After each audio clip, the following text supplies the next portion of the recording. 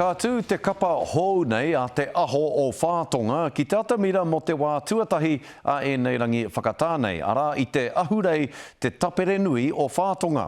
E whā ngā kura kaupapa Māori kua whakakotahi kia tūwai tēnei kapa hou.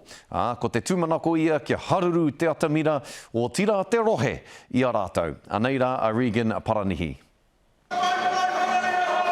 He hono ngā motuhake e whakatairanga ana i te iti kahurangi o te aho matua.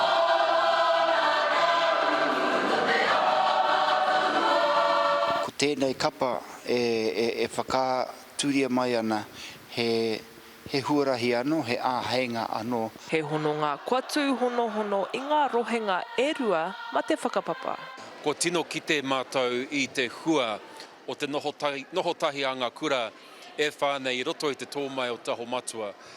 Te rape e haramai ana te wā, ka kite atu Aotearoa ko te whakapapa ke te mea ka herea tahitia a tātou tamariki mokopuna.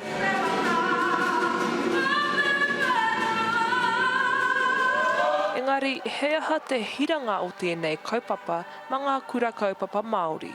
Kia āhei e nei tamariki, te whakahonohono, i raro i te tāwharautanga o te aho matua, i raro i te tāwharautanga o te kura ko tōna kaupapa e Māori. Kei te ara mai ngā kura kaupapa Māori o te motu, ko tēnei te wā me ki pēnei au, kia matāra o te aro, anei ngā kura kaupapa Māori e ngunguru nei. Ko te kapahaka tehi tino kaupapa mo te maramataka Māori, kua parahuarahi anō tēnei tū hono ma ngā ākonga aho matua kia tū i te tū o tāne rore o hine rehia anō hoki i raro i te kaupapa o te kura kaupapa Māori.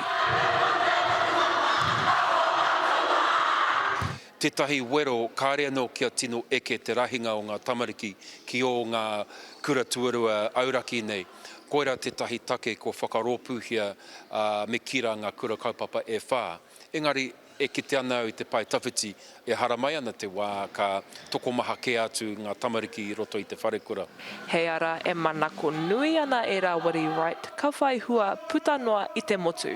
Kei te kite atu rātou te hapopo mo tātou te Māori, whakarongo ake nā ko te wahanga kia mātou, ngā pakeke hei ārahi, kia pūmautonu rātou ki o tātou tikanga, hei tiaki i a rātou o tira tātou katoa. E rika ana te kapahaka nei kia whakatakotoria i o rātou kōrero ki te papatū waiwai hei te rā horoi.